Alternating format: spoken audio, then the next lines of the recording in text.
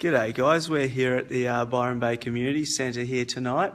Very excited to be coming to a talk with Richard, who has helped start up The Lonely Planet and now runs Around the Sun. So he's a very experienced traveller and I'm sure he has some amazing stories he's going to tell tonight from 6 p.m. onwards at the Community Centre. So I'm going to throw over to Richard now and say, what is your most unique travel experience and what would be something you suggest that every traveller embarks on? Wow.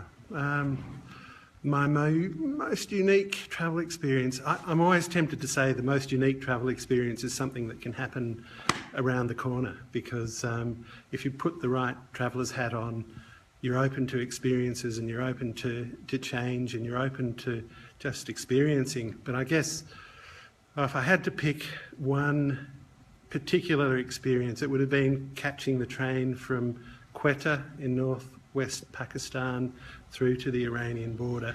And that involved quite a few adventures, some of which were a bit scary, but some of which were absolutely amazing.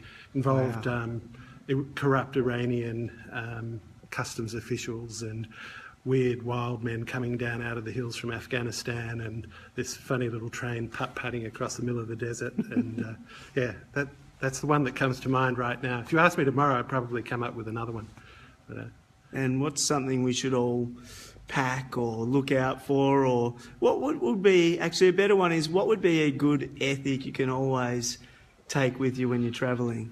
I think the most important thing is to be open to meeting people, and you have to be cautious because there are plenty of people who will take advantage of you, but amazingly enough, most people that you meet when you travel are actually going to enrich your life if you give them an opportunity. So for me, always the most interesting, always the most exciting moments are when I'm actually engaging with local people in some way and actually getting a feel for somebody else's life and somebody else's worldview.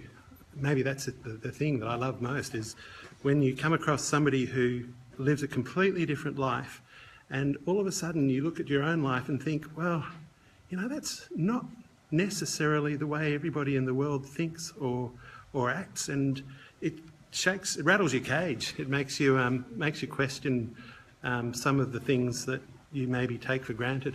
It does, yeah, it does, doesn't it? It puts everything in a different perspective, and that's a real trip. Yeah, it's so good to put yourself out of that comfort zone and see the world from someone else's eyes, isn't it? That's exactly it. Yeah. Yeah. Well, thank you very much, Richard. And guys, if you're in Byron, it's a freezing night.